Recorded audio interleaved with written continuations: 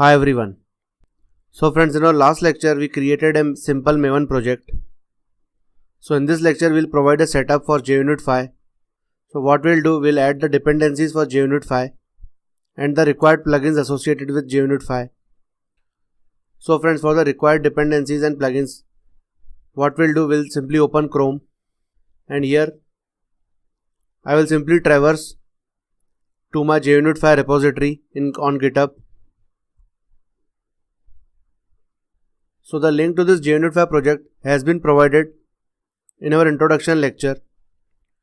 So here you can see below, we need to provide this JUnit Jupyter dependency whose group ID is org.junit.jupyter and artifact ID as JUnit-Jupyter, and we'll provide the version as 5.5.2.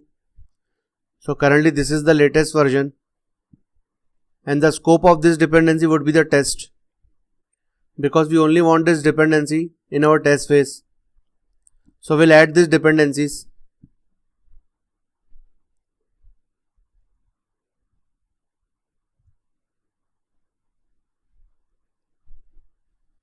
So after adding the dependency, we will also add these properties.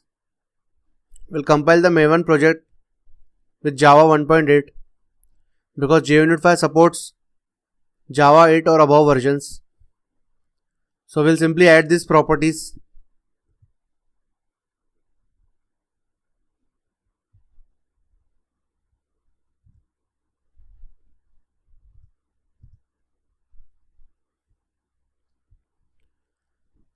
And also friend, we need to provide few plugins. So the first plugin is Maven compiler plugin, which will actually compile our project. And the second plugin is Maven Surefire plugin. So this Maven Surefire plugin basically helps in executing the JUnit 5 test cases. So this plugin is also helpful in creating the reports, including or excluding the JUnit 5 test cases using tags and filters, which we will discuss in our upcoming lectures. So the version for Maven compiler plugin is 3.8.1, and for Maven Surefire plugin it's 2.22.2. So we'll simply add these two plugins.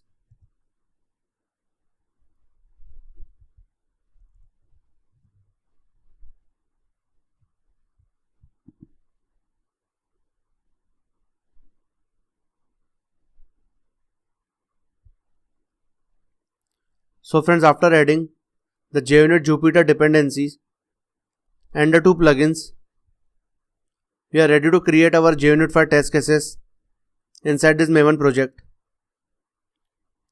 So friends, in our next lecture we'll simply create a simple JUnit 5 test and we'll execute it in Maven.